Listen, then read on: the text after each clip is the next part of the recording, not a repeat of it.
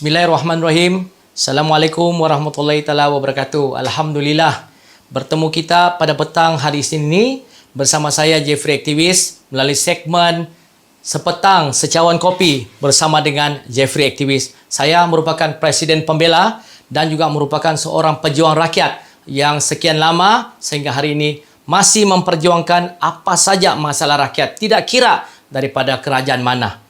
Silih berganti kerajaan, saya masih macam dulu. Saya masih memperjuangkan, masih mendengar rintihan, masih memperdulikan segala aspirasi dan nadi denyut rakyat Sabah dan rakyat Malaysia.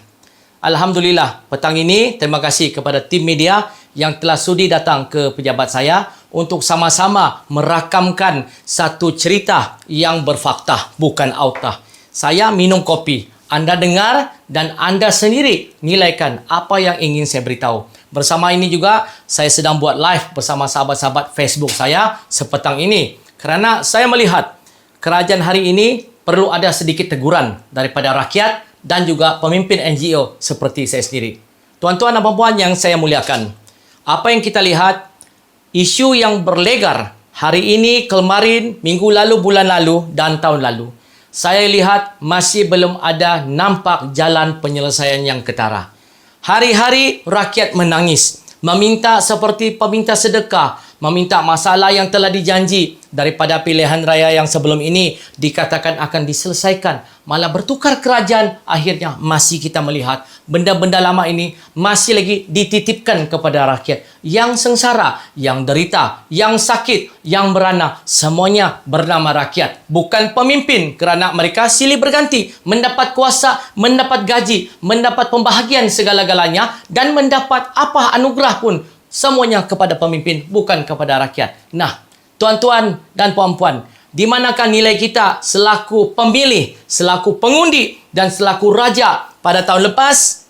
Kita telah menumbangkan sebuah kerajaan yang telah memerintah. Dan kali ini kita melihat sebuah kerajaan yang baru yang telah dipilih, di mana kerajaan ini merupakan kerajaan gabungan daripada beberapa buah parti politik. Saya bukan bercerita soal politik. Yang kita mau cakap adalah soal kemasyarakatan, kebajikan, ekonomi, sosial ekonomi, apa yang telah dilontarkan semasa kempen dan apa yang telah dibagi selepas mereka mendapat kuasa yang telah dianugerahkan oleh rakyat sendiri. Tuan-tuan dan puan yang saya hormati sekalian, bila berkata dari hati, itu adalah naluri kita. Bila berkata melalui skrip, kita telah dibeli. Saya bukan sedemikian. Saya berkata kerana saya melihat, saya menilai dan saya sendiri turun padang untuk meneliti apakah benda ini betul berlaku atau sebaliknya. Apa yang kita lihat hari ini, petang ini, saya sekali lagi akan huraikan beberapa isu yang agak berat, yang kritikal, bukan sebenarnya tidak diambil peduli. Tetapi apa yang saya lihat sekarang, kepimpinan yang ada dalam kerajaan hari ini sebenarnya cuba untuk mempolitikkan, untuk memporak-perandakan keadaan-keadaan ini, memberi satu janji gula-gula, yang mana gula-gula itu manis. Itulah sebab itulah mereka taburkan sekarang ini. Yang saya minta kepada kepimpinan yang ada sekarang di bawah kerajaan gabungan rakyat Sabah ini, teluslah anda. Bekerjalah dengan rakyat. Marilah sama-sama membimbing dan marilah sama-sama memimpin ke arah kemajuan sesuai dengan tagline apa yang telah dirasmikan, Sabah, Maju dan Jaya.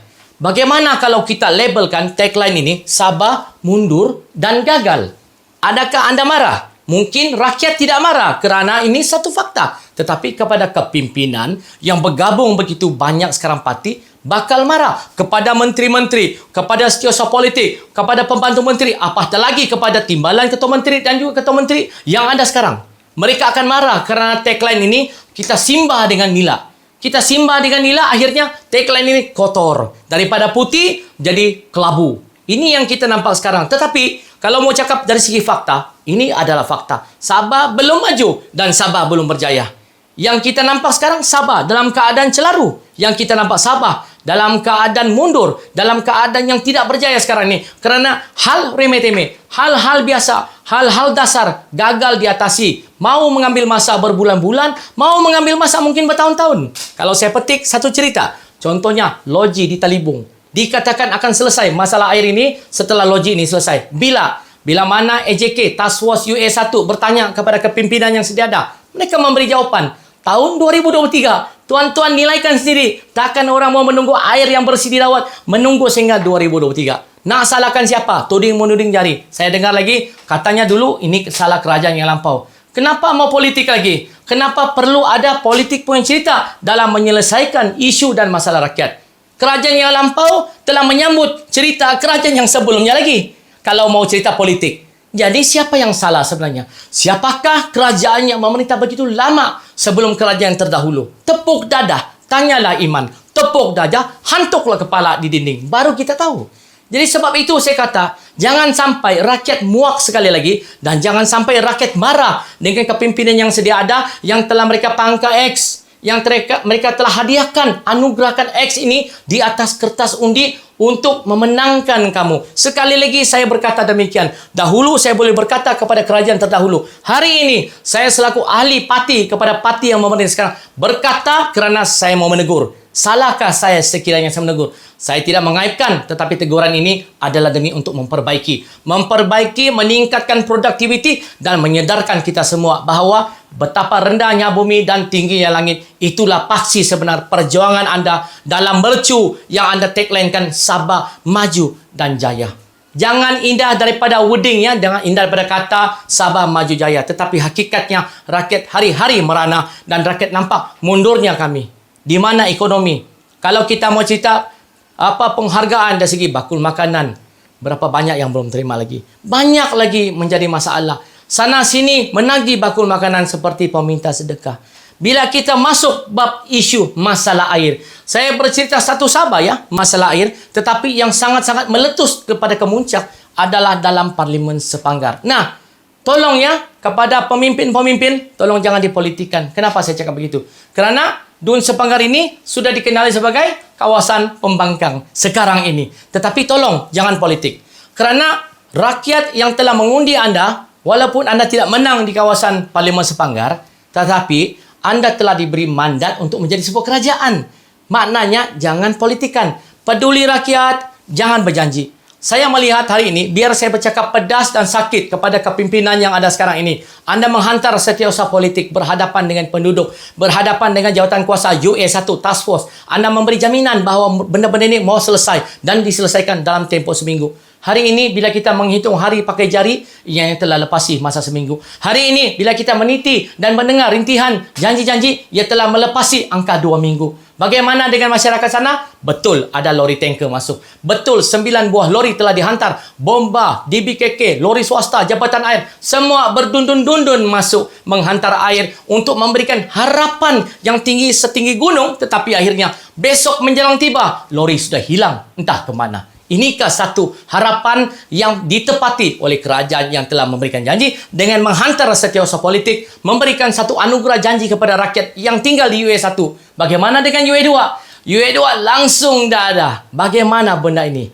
Tuan-tuan dan puan, saya berkata begini, saya faham bukan mudah untuk dilaksanakan. Tetapi bukan mustahil untuk diselesaikan. Kalau namanya sebuah kerajaan, GRS, gabunglah untuk kebaikan rakyat Sabah. Jadi bergabung kuasa. Semua anda kuasa. Turunkan kuasa. Laksanakan, arahkan. Kami rakyat meminta. Kami tiada kuasa. Tapi kami ada suara yang tajam. Tunggu kepada masa yang tiba. Ini yang saya boleh cakap. Sayang kalau kerajaan silih berganti. Kalau boleh janganlah berganti-ganti. Kita mau tetapkanlah kerajaan yang ada. Kalau boleh sampai bila-bila. Tetapi macam mana? Rakyat masih marah.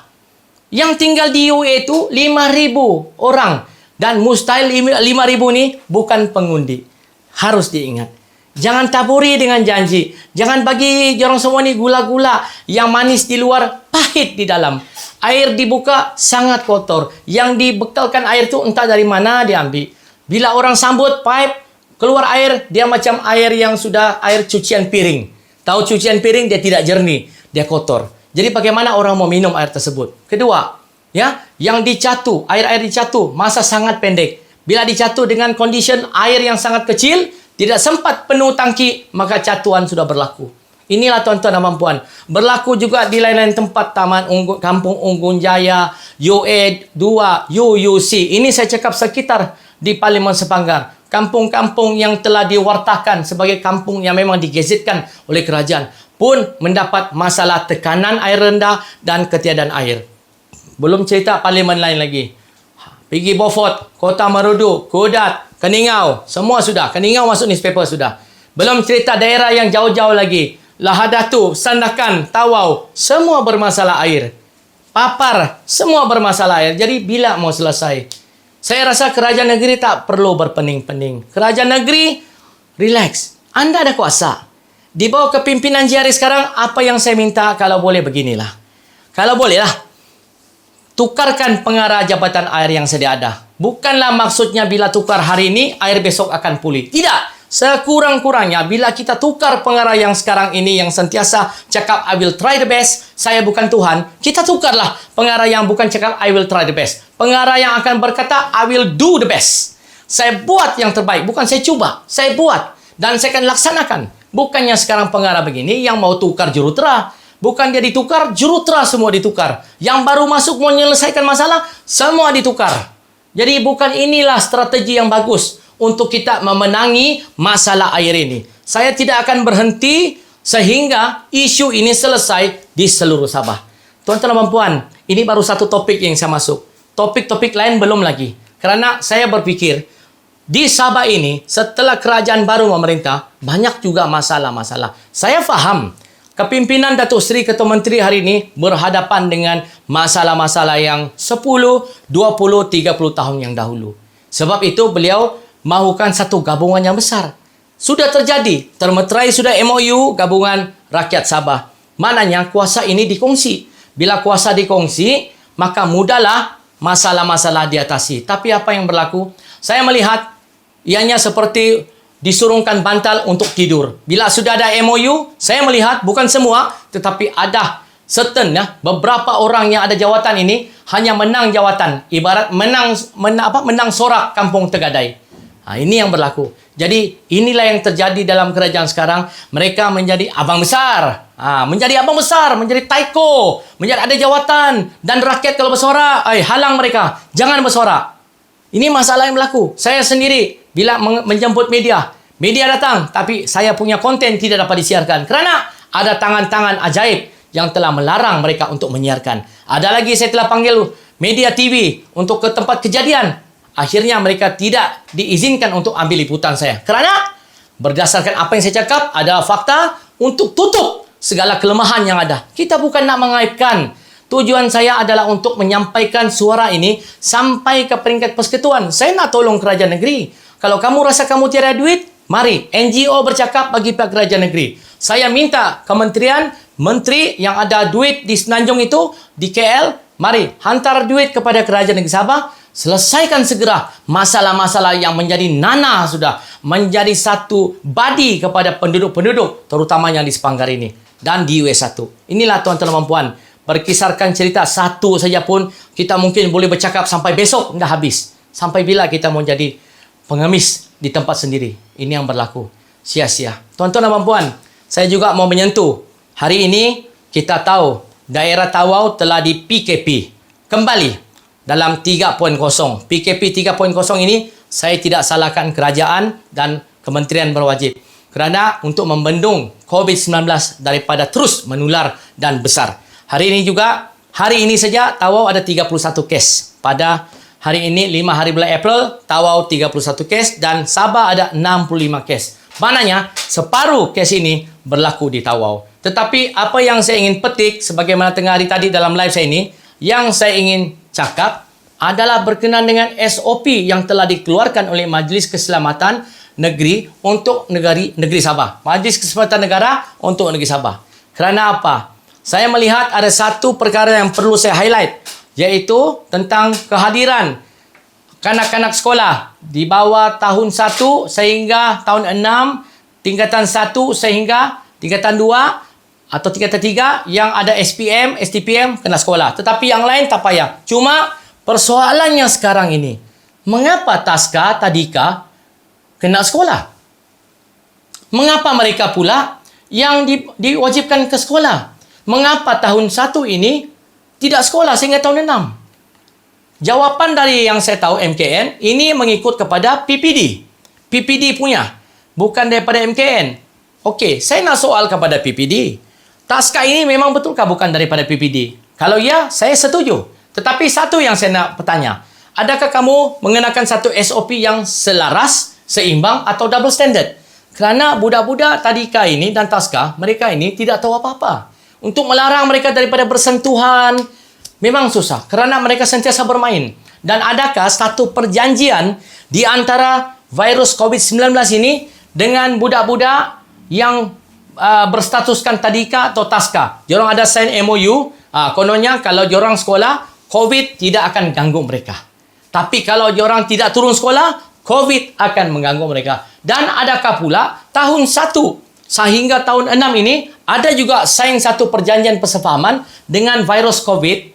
Kalau kamu tidak sekolah, maka COVID tidak datang. Tapi kalau kamu sekolah, COVID akan datang ganggu kamu. Adakah ini berlaku? Saya mau tanya kepada MKN. Tolong tanya kepada Jabatan Pendidikan, Kementerian Pendidikan Malaysia. Sila jawab. Sebab benda ini double standard dan banyak ibu bapa rasa tidak selesa.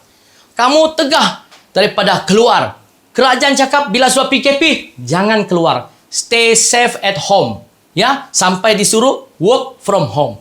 Tetapi tadika disuruh keluar. Suruh belajar. Tidak payah pakai PDPDR. Belajarlah, sekolahlah. Tidak masalah sebab COVID tidak akan ganggu. Tapi yang lain-lain jangan. Makan. Jangan pergi makan dalam. No dine in. Tapau only. Sebab kalau kamu makan, COVID ganggu. Kalau tapau, COVID dah ganggu. Maknanya ini COVID sudah boleh buat perjanjian. Ada perbincangan.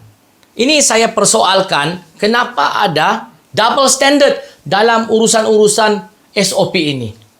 Sepatutnya benda ini tidak berlaku. Tapi kenapa berlaku? Ini yang membingungkan rakyat kita. Saya tidak menyalahkan kerajaan atau MKN untuk meng-PKP-kan daerah-daerah. Itu hak mereka. Tetapi yang kita bingung sebab apa? Sebab apa tuan-tuan dan puan? Sebab SOP kucar kacir. Ini yang kita perlu minta kepada MKN, KKM dan Kementerian Pendidikan. Laksanakan pelarasan yang rakyat boleh terima. Yang logik. Jangan yang tidak matang atau pramatang. Ini yang masalah. Itu sebab bila kita melihat kepada keadaan yang berlaku sekarang ni tuan-tuan dan puan, rakyat menjadi gundah gelisah. Belum lagi cerita pasal soal politik. Ini baru cerita kemasyarakatan. Isu satu tidak selesai. Masalah setinggan pun makin berleluasa. Kata mau hapuskan parti, PATI. Tapi makin dibenarkan. Saya nampak rumah-rumah setinggan didirikan tepi-tepi jalan di kawasan Parlimen Sebanggar, di kawasan Nombak dan Suang Parai. Banyak tempat berlaku. Sebab itulah tuan-tuan dan puan, ibarat lontar batu sembunyi tangan. Ibarat kita ni macam anjing menyalak bukit, yang bukit tidak runtuh, anjing menyalak sampai ke subuh. Jadi ini yang tidak perlu berlaku. Kita rakyat mau hak kita dibela, kita rakyat mau kedudukan kita terjaga, kita rakyat mau keselamatan nyawa kita terjamin dalam keadaan situasi yang sangat tidak stabil dan pening. Itulah tuan-tuan dan puan, bagi saya apa yang saya mengucapkan pada sidang media, sidang video, sidang rakaman ini cukup berkisarkan pasal 2 topik. Saya akan masuk pula topik yang lain pada edisi yang selanjutnya. Jadi apa yang saya minta, saya harapkan pemimpin sila dengar suara rakyat. Bukannya kamu sibuk untuk buat event, majlis perhimpunan. Kalau pemimpin buat perhimpunan, tidak ada masalah, tidak kena compound. Ya, kalau orang-orang ada nama, tidak kena compound. Saya bukan memfitnah. Tetapi saya nampak boleh dimaafkan. Dan kalau pemimpin boleh turun harga, kalau rakyat harga tiada runding. Terus bawa pergi mahkamah, terus jatuh hukum. Macam ini kan negara demokrasi.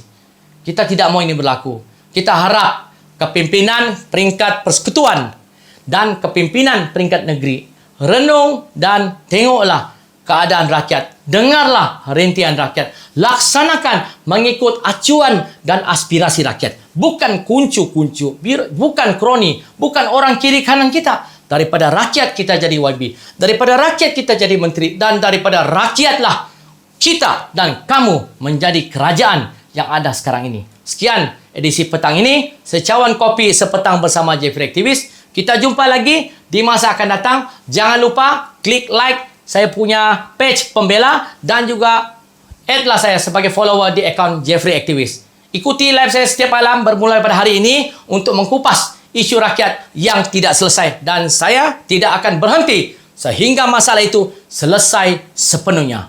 Ingat, Suara rakyat, suara keramat. Salam pembela. Jumpa lagi. Assalamualaikum. Selamat petang. Jumpa lagi. Minum kopi.